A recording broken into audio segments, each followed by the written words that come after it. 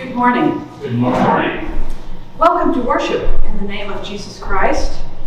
And if you are visiting with us for the first time, we're delighted that you're here. And see some folks that have not been able to be here that are back, and that's always a joy. And today we are celebrating All Saints' Day, as I know you probably already know. It really is tomorrow because it's on November 1st. But what a perfect day for us to remember those that came before us. And you have in your bulletin, again, a little repeat on the insert. If there is a name that you forgot to put on or would like to add, if you want to take a moment right now, Dan is going to go around at the end of the announcements and collect those so we can add them to the list before we actually do our little commemoration at the end of the service. So if you have some, by all means, add them in and we'll come back and pick them up. And I want to thank the people that went to the trouble of sending and emailing and texting, filling them out last Sunday, the number of names that we accumulated. And it really is a very nice list. It's always a pleasure to have John and Gail with us. Well, Gail especially. And I am a little disappointed, though, that John did not wear the costume as he promised. You said next year. Well, maybe next year, because personally I thought having a dinosaur in the pulpit would have been an extra special treat on Halloween. But next year, John. Next year, I think one of my grandson. Oh, that'll be good. That'll be good. If you have your Bibles handy, those of you here in the sanctuary and those of you at home, our scriptures today are Micah 6 through 8, and Curtis will be reading that scripture. And John will be reading Matthew 23, 1 through 12. So that's Micah 6 through 8, and Matthew 23, 1 through 12. If you have a bulletin or download the bulletin, of course it's always there. Thank you to Curtis for being our lay reader today, and to Ruth and Alice for our music, and to Parker and Curtis for helping with the remembrance part of our service, and of course to Stephen for our videography. The Krakow household we're keeping them busy. There are refreshments following the service, so if you would like to stay after. There will be a special session meeting right after the service, and it will be out in the office. And I have guaranteed people that I was able to get to ahead of time, and to tell them that there would be Halloween cupcakes left by the time the service, that little meeting was over. So that tells you how short it will be, because I know that, well, Rich, among others, will be out there. So you'll save some, Rich. Okay. Do you have any announcements that you would like to share this morning? I do. Ruth. For the offertory this morning, I am going to be playing the song that is the insert in your bulletin, Come and Find the Quiet Center. I believe it's a tune that you may not be familiar with, so I thought if I play it for the offertory, then you can at least hear the tune. And so take out your inserts and maybe, read along during the offertory if you choose, but at least that will be the tune that for the prayer song. Any other announcements? Well, then let's begin with the opening prayer. Let us pray. Lord of mercy and hope, help us to cling to you in our trials and in our challenges. Hold us and bring us to a place of new beginnings, where we will find healing and strength to serve you in the times ahead. We pray all this in Jesus' name. Amen. And for our prelude, Ruth will be playing The Power of Your Love.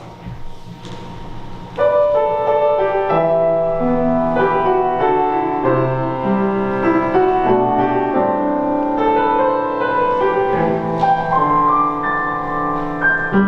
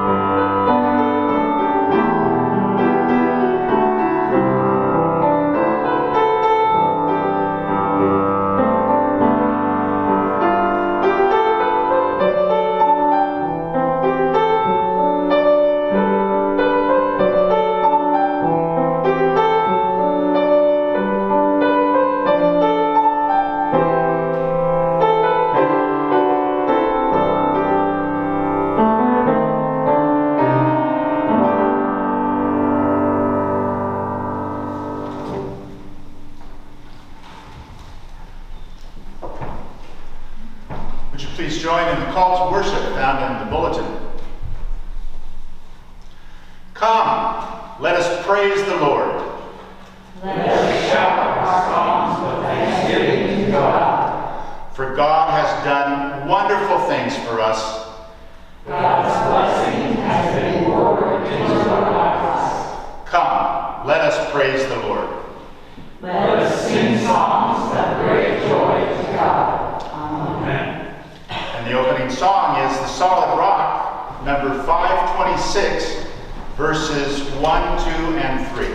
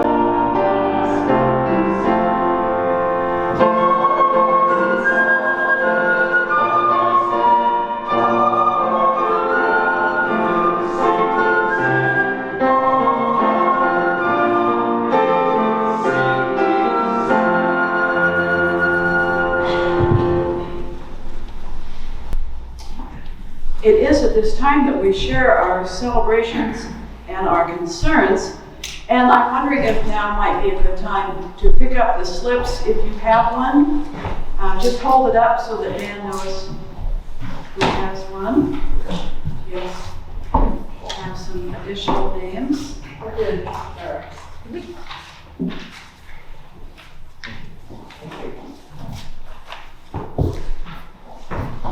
Super, thank you. So what are your concerns? What are your joys this morning that we might share together?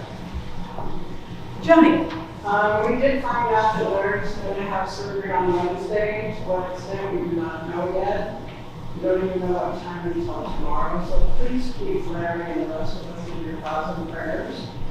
And we concerned Thursday and Friday calls went very well. She's recovering very nicely, just keeping kind of her eyes closed and a little quiet, except for the dog got sick and she got 6 hours in the emergency. But other than that, our family is going through. One foot in front of the other. Yes, that's the way it is, one day at a time. We definitely will keep Larry in our prayers, Vicki in our prayers, and you in our prayers, Johnny. There you go. So just kind of a, once over easy for the whole family. And so Larry will be in our thoughts and prayers, especially on Wednesday. Thank you. Yeah. Are there others this morning? Joys, concerns? We take them all. Dan? Ruth and I are leaving at the church to go to the ranch, and then we are planning on going up to Tri-Cities to spend time with family. Things have not been going well for Ruth's mom, but and we fully expected to maybe be going up there to plan a funeral or whatever. This morning, Ruth got a call from her brother, and she opened her eyes, looking around, and everybody continues to bounce back. So we'll see. We'll know more as we go through this week. But her mother is an amazing person. Absolutely. Well, our prayers are with your mom, Ruth, with your whole family. And again, travel prayers for you guys. Others? Okay. Probably. You bet. My prayers for all the little kids and stuff that are coming out today and tonight. It's just keeping very calm, there's lots of traffic, and please keep those little guys in your thoughts and that they're safe. And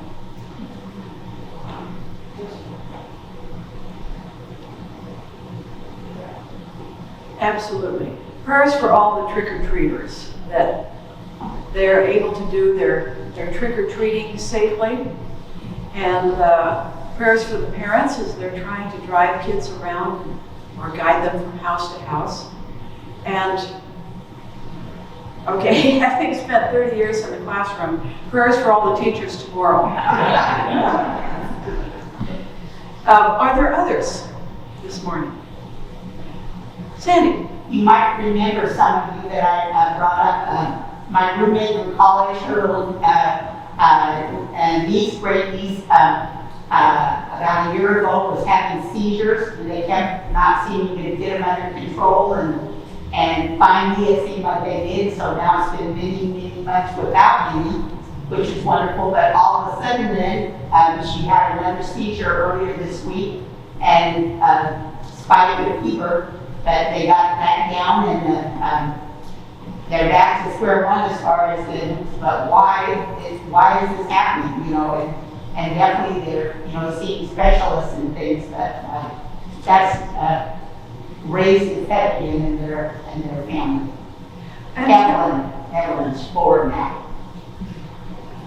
So prayers for Evelyn, who is 4 years old, and the seizures have begun again. So let's keep her and her family in our prayers. Are there others today?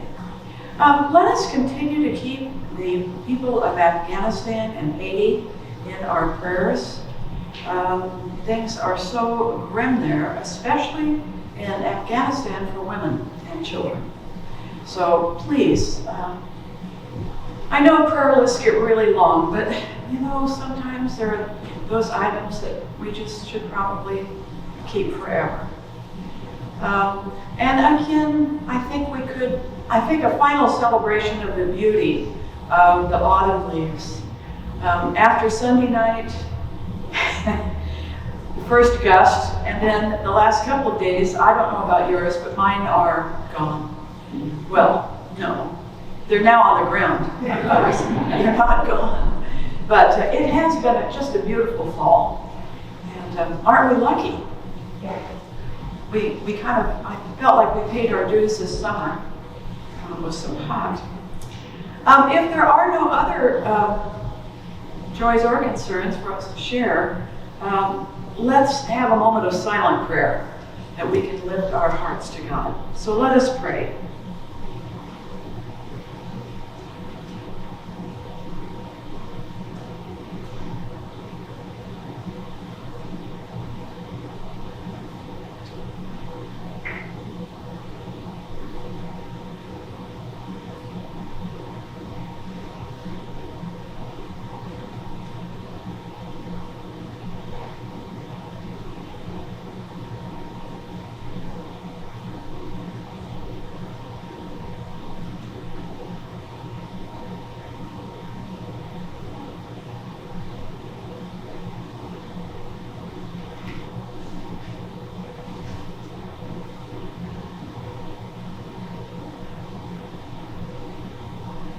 O Lord, place us on your pathways of peace.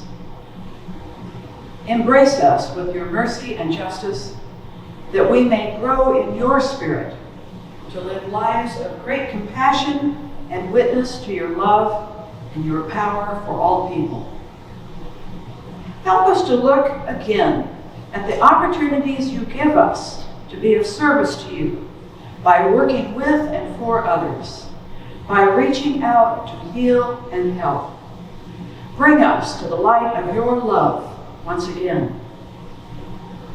Give us your courage and persistence as your disciples, that your great love and glory may shine through our deeds of loving kindness.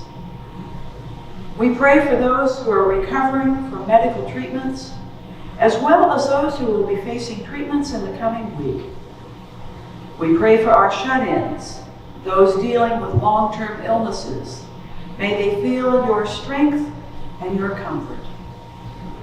We pray for Sandy, Robin, Terry, Steve, Lance, Michelle, Vicki, Larry, Evelyn, Vivian and the Stauber family, the family of Andrew Brown, and the family of Sue Hand. We ask for God's presence in their lives. We lift up our troops who are serving around the world. Grateful for their service, we pray for their safety, as well as for comfort and hope for their families. As together we join together in the prayer that Jesus taught us when he walked among us, saying, Our Father, who art in heaven, hallowed be thy name. Thy kingdom come, thy will be done, on earth as it is in heaven. Give us this day our daily bread, and forgive us our debts, as we forgive our debtors. And lead us not into temptation, but deliver us from evil. For thine is the kingdom, and the power, and the glory forever. Amen. And now let us bring our gifts to God.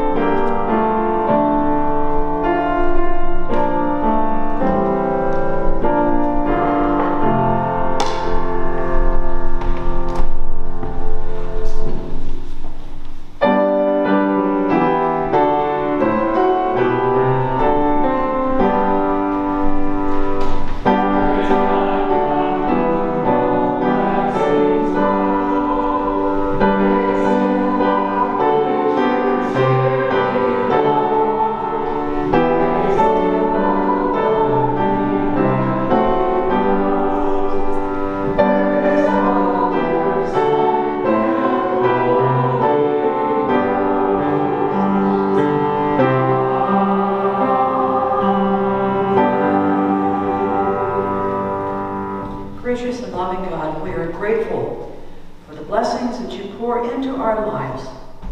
We pray that we will be as generous to others as you are generous to us. And we pray that you will guide us in how best to use your gifts, that they might reach out and serve those who are most in need. We pray all this in Christ's name. Amen. Amen. And now if you will turn to the insert. Do I have that right? Oh, yeah. Okay. Turn to the insert and we will sing. And you may be seated to sing.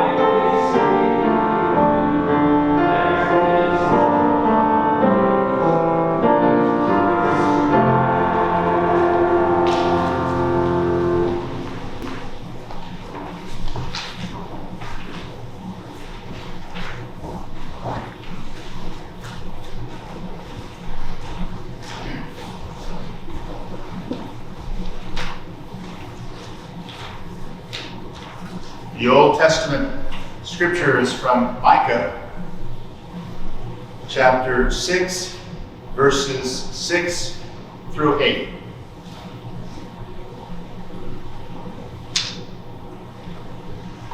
With what shall I come before the Lord and bow down before the exalted God? Shall I come before him with burnt offerings, with calves a year old? Will the Lord be pleased with thousands of rams, with 10,000 rivers of oil? Shall I offer my firstborn for my transgression, the fruit of my body for the sin of my soul? He has showed you, O man, what is good. And what does the Lord require of you? To act justly, and to love mercy, and to walk humbly with your God. And I'm getting older, so. Anyway, thank you, Curtis, for reading our Old Testament lesson this morning.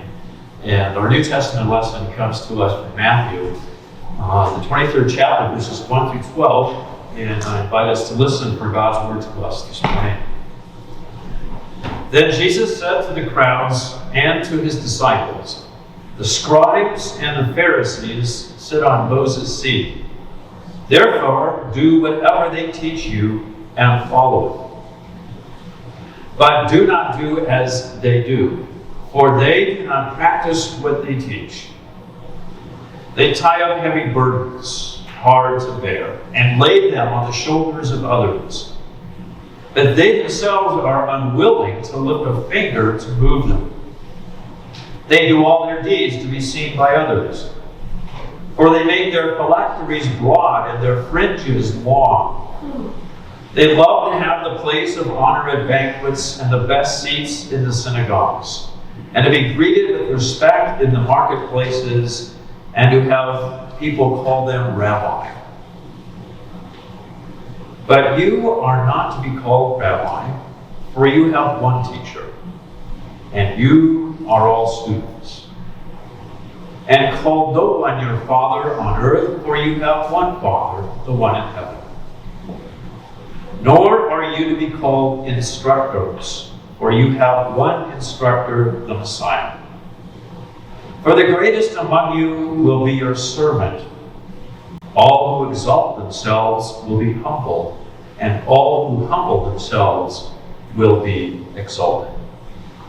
Here ends our lesson this morning. And be all glory and praise be unto God. Shall we pray? Oh, gracious one, we thank you for this beautiful day with which you have blessed us, for the grand and wonderful opportunity to gather together for worship, to enjoy the blessing and the gift of friendships and fellowship. We thank you for your presence with us, to us this day and always. And we thank you for those special people in our hearts and in our lives who have blessed us, who have come alongside and been friend and brother and sister, who have shared our burdens, who have prayed for us, who have opened our hearts' perspectives, folks who have been blessing to us. Open our hearts and minds to the words of the Scriptures, that we might find in them your word for us today. Thank you for Jesus, for his teaching, for his life, for his service, and for his sacrifice for each and every one of us, for the world. For in such you make known your love for us and for this beloved. We pray this in Christ's name. Amen. So Jesus had really harsh words to these teachers of the law, these Pharisees, these scribes. And I always get nervous when I read this lesson. He always had it out for the religious professionals. Some people are religious professionals and some people are professionally religious, I think. I'm a religious professional and I'm not perfect, but nobody needs to point that out, right? Who needs to know? We all know we're not perfect. But Jesus nevertheless did not reserve his criticism for those people who were in positions of leadership and demanded respect from the people. And he cautioned those who were his followers and those who would be his followers, you and me, not to emulate the lifestyle nor the expression of those who are featured in our lesson this morning. The scribes and the Pharisees. His words are harsh. Don't practice. They do not practice what they preach. The religion, or at least the religion practiced by the religious leaders, had an odor about it. It smelled bad. Really bad. Stench. Rather than a sweet-smelling, fragrant perfume. It'd be nice if the religion we practiced brought a wonderful fragrance to the world around us, and not a PU, you know. But what was their problem?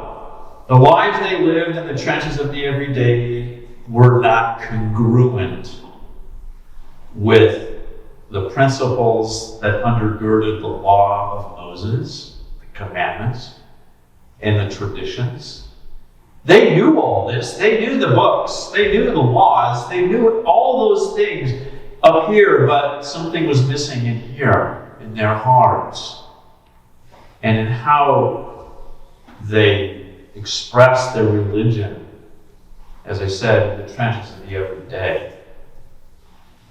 They could teach it, but they couldn't walk the walk. And that's always something that's before all of us, is to walk the walk to the best of our abilities with the grace of God. They were hypocrites. The best definition of hypocrisy is one that I saw recently. And it said, prejudice with a halo. Or we could put any word in place of prejudice. We could say greed with a halo. We could say hate with a halo. Judgmentalism with a halo. And C.S. Lewis wrote a long time ago that it would be best if we would be easy on the self-righteousness, in our religious expression. And those who regularly attend church ought to take care about such. And the self-righteousness of some religious folks might bring them nearer to hell than a prostitute. But then he said, but of course it's better to be neither.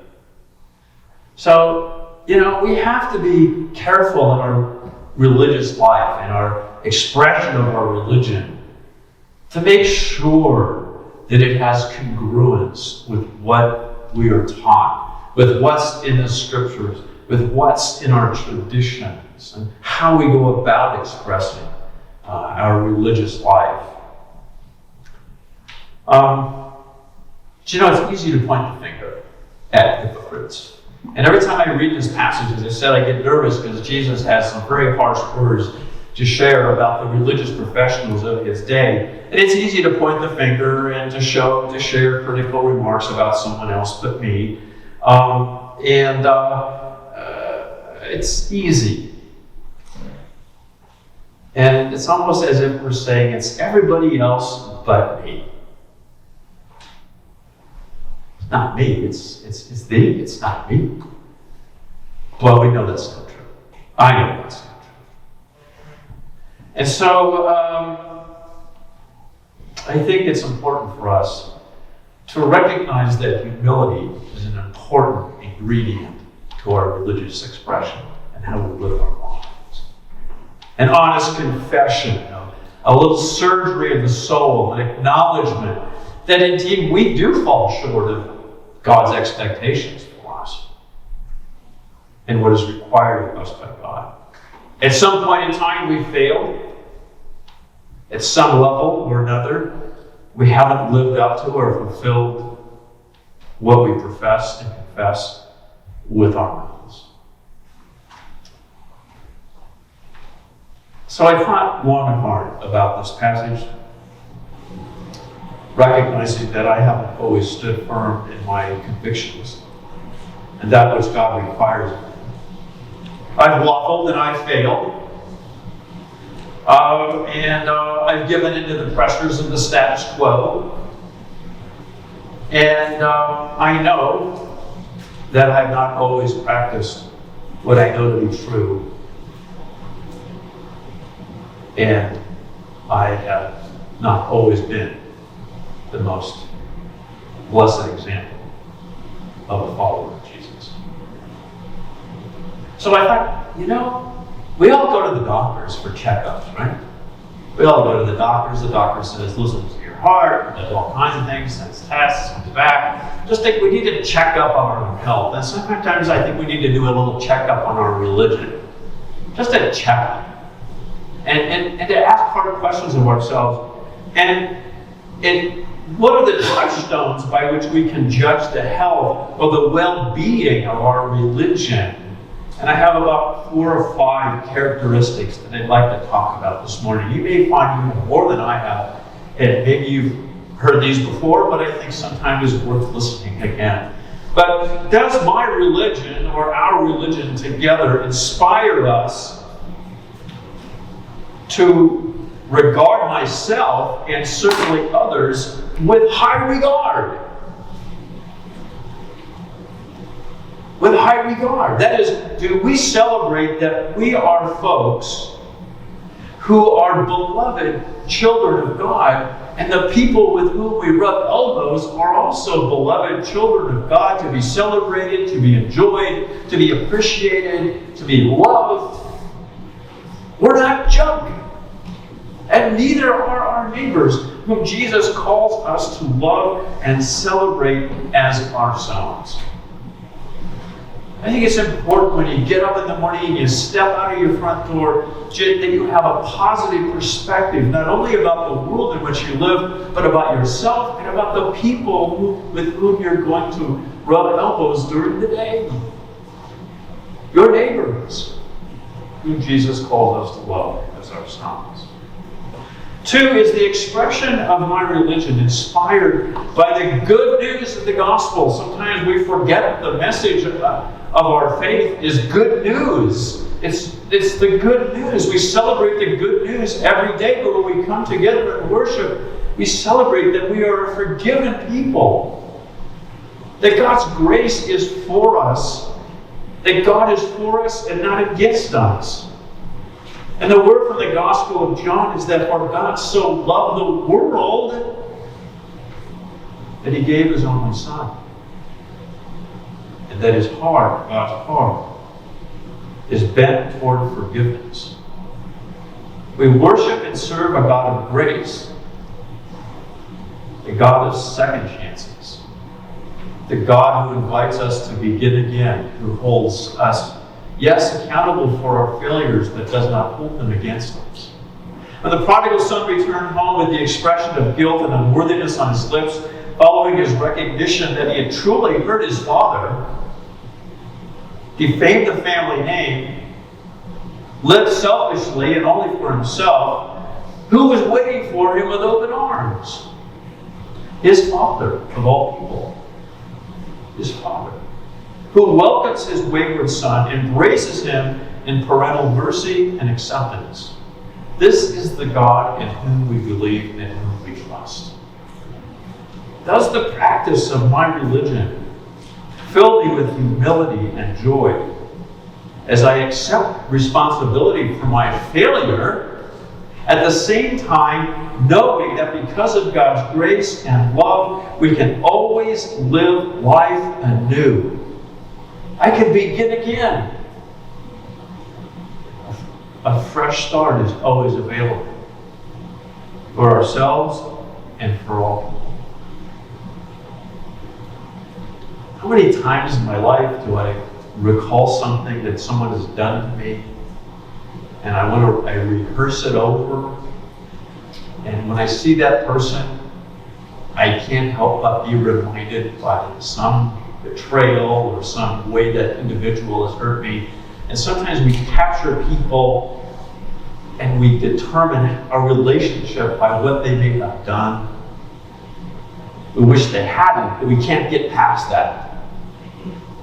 And God reminds us of grace, forgiveness, and always offering us the opportunity to begin again with fresh start.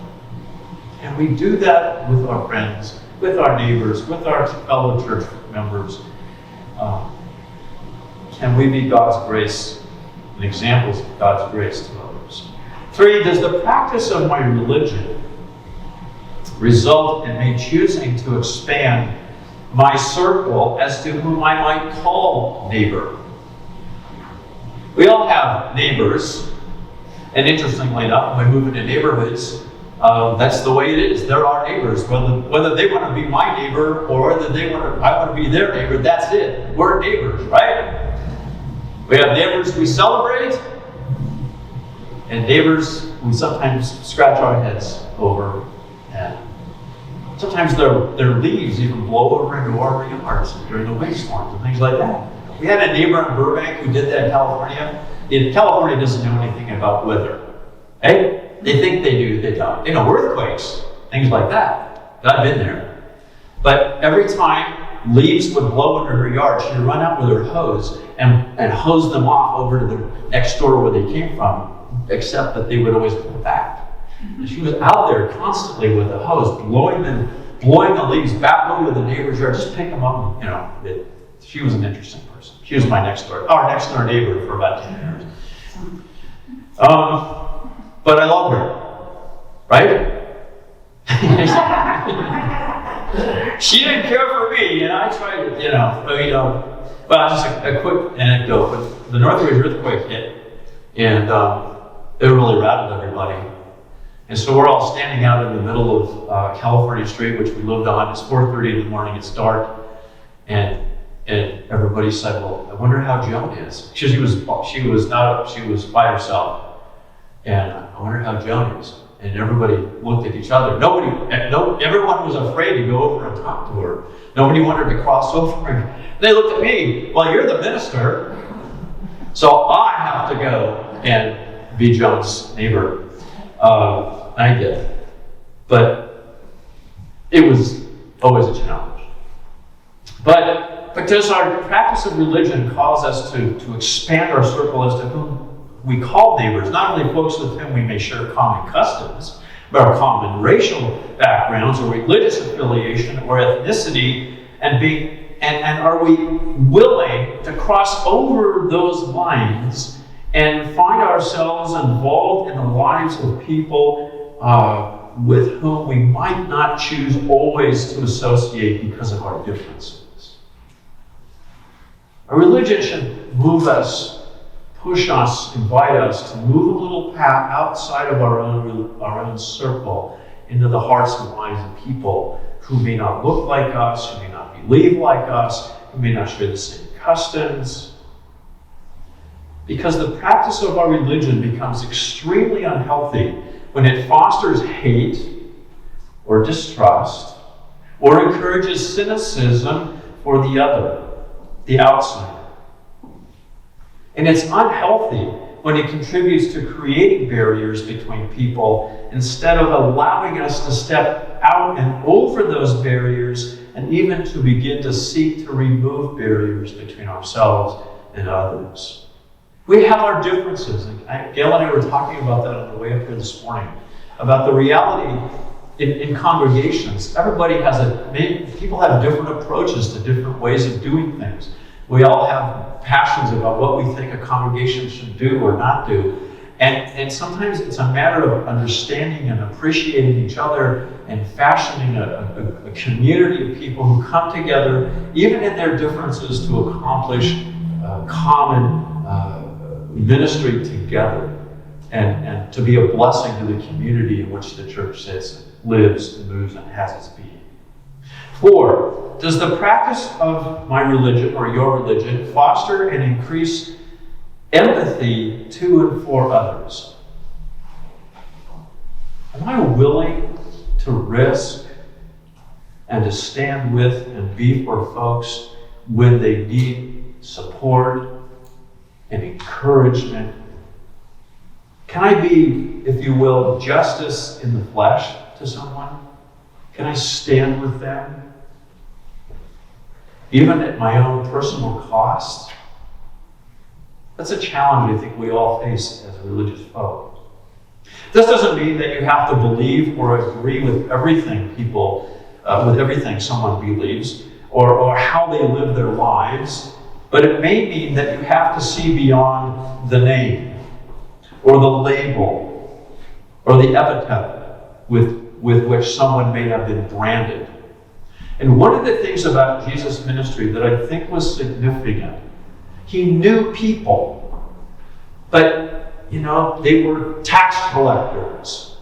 But he didn't allow the label tax collector to be all things to that person. Oh, he's a tax collector. Okay, he's a tax collector, but he's a human being.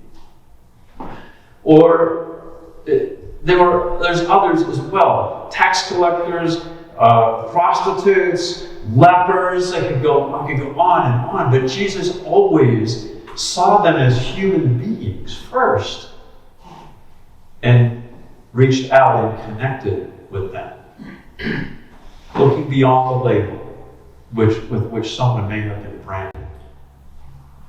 He refused to allow the traditional definitions that were given to people by the religious establishment separate him from people. He saw them, as I said, he saw them as people, rather than allowing the labels to determine their humanity.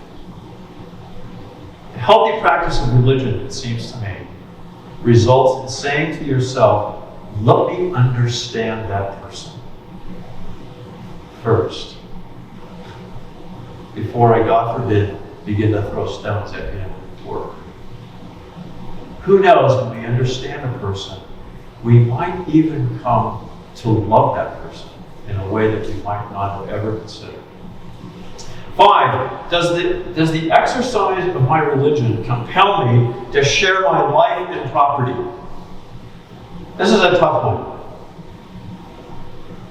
Share it generously, not begrudgingly, so that folks who have less than I do can benefit from the resources that God has blessed me with. And those means can be a blessing to the world around me, to those who are on the receiving end. Sometimes our religion crosses the line from being personal and becomes corporate. When your salvation causes you to become more involved with everybody rather than just you personally. My religion is just not all about me. My religious experience between God and me as opposed to God and thee, to others. This is where religion becomes public rather than just a private concern. We don't run away from the world, we choose to embrace it. And I know this congregation has in many wonderful ways sought to embrace the Mill City community and the community surrounding Mill City, and been a blessing to this portion of the world in which you sit and are part of, caring deeply about the citizens of the city, of this town. The Apostle Paul wrote in Philippians, using Jesus as an example. He said, let's not look to our own interests, but rather, he said to the church, look to the interests of others.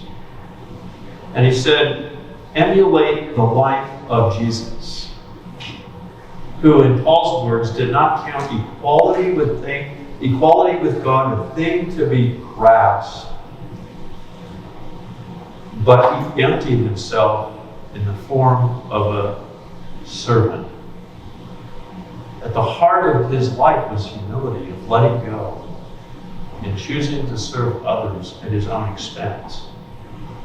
A healthy practice of our religion recognizes that life isn't just about me, but it's also, as I think, Carol, you said in your prayer this morning, it's seeking out opportunities to serve others. And sometimes that is a cost to us, to the self, and even at the risk of ourselves. But in the closing words of our lesson this morning, Jesus said, the greatest among you will be your servant. All who exalt themselves will be humbled, and all who humble themselves will be exalted. What it comes down to, it seems to me, is what Micah wrote to the faithful so long ago. He has told you, O mortal or O man, what is good? And what does the Lord require of you? But to do justice, to love kindness, and to walk humbly with your God. What a touchstone for each of us this morning. To keep that touchstone before us always, allowing it to speak to us throughout our days as we live out our religion in the everyday, in the trenches of the everyday. And on occasion, giving ourselves that spiritual checkup, if you will, to see how it is that we are, each in our own way, providing an expression of our religion to the world around us. Amen.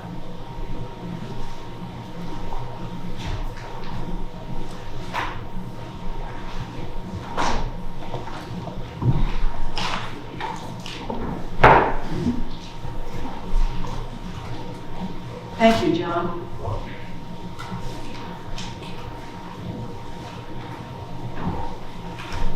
It is at this time that we will share the names of those people that are near and dear to your hearts.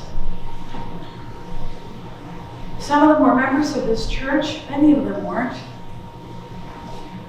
But these are names that we have gleaned that have passed away in the last 2 to 3 years. I'm sure that there are names that we could have had on our list, but simply we have forgotten to add. But it is, I think, a sweet ceremony to do each year. And so there is always that opportunity the following year to catch back up if there's someone that we neglected to put on our list. I think maybe it would be easier. I invite Parker and Curtis to come forward.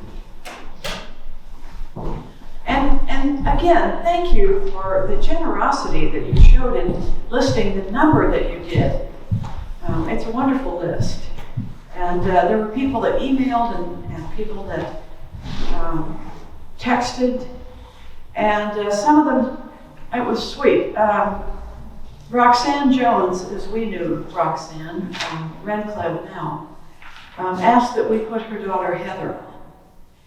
And Heather grew up in this church. And Roxanne was a hardworking member, as was Brian and Justin as well. And it was so sweet to hear her say again, express her gratitude for what this church did for her and her family so many years ago. And Heather was an adult when she died. But people don't forget kindnesses. And I think that's one of the things that John was pointing out.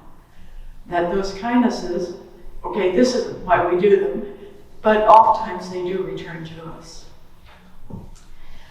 So let's begin with our time of remembrance with a prayer. Let us pray. Gracious God, we thank you for the sacrifices made by those who have gone before us. Bless the memory of these saints. May we learn how to walk wisely from their examples of faith, dedication, worship, and service. Amen. In memory of those we love, who have passed on to live in the glory with Jesus Christ, we touch the flame for each of the names. And Curtis will read the names, and Parker will touch the flames. Neil Shelton.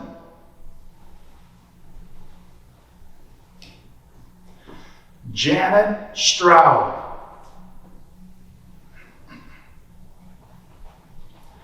Dick Lenhart.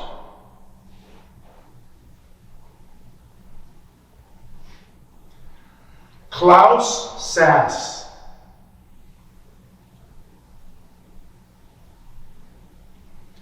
Lee Reynolds.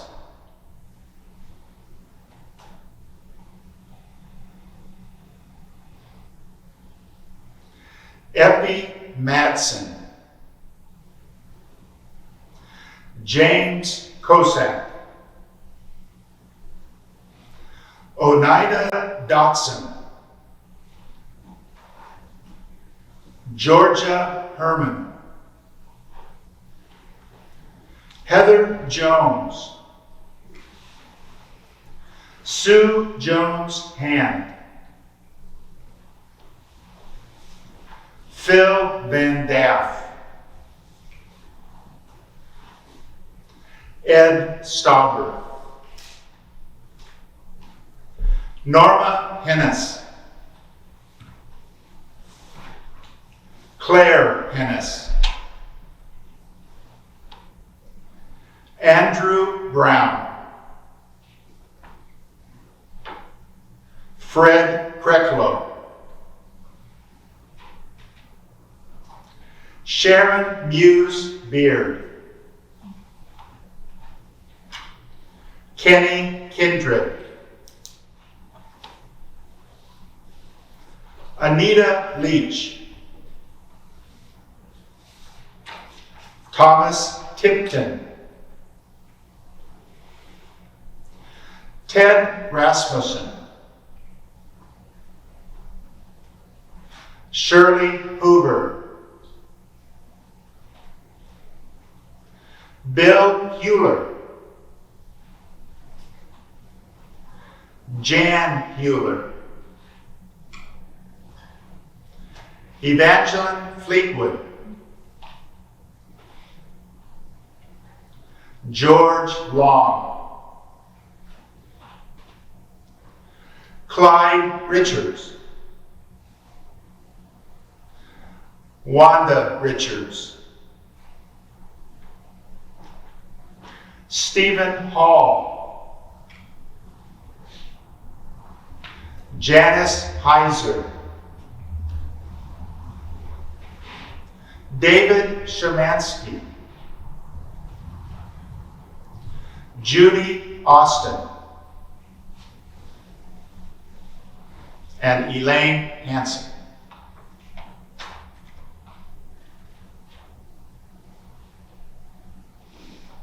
Let us pray.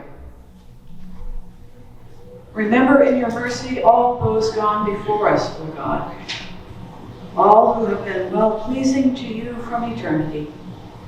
Preserve in your faith your servants on earth. Guide us to your kingdom, and grant us your peace at all times. We give you thanks for the whole company of your saints in glory, with whom in fellowship we join our prayers and praises. By your grace, may we, like them, be made perfect in your love. In Christ's name we pray. Amen. Thank you. If you want to turn in your hymnal for our closing hymn, we will be singing For All the Saints, hymn number 767. And we'll be singing verses 1 and 2, 4 and 6. 1 and 2, 4 and 6. And that's page 767.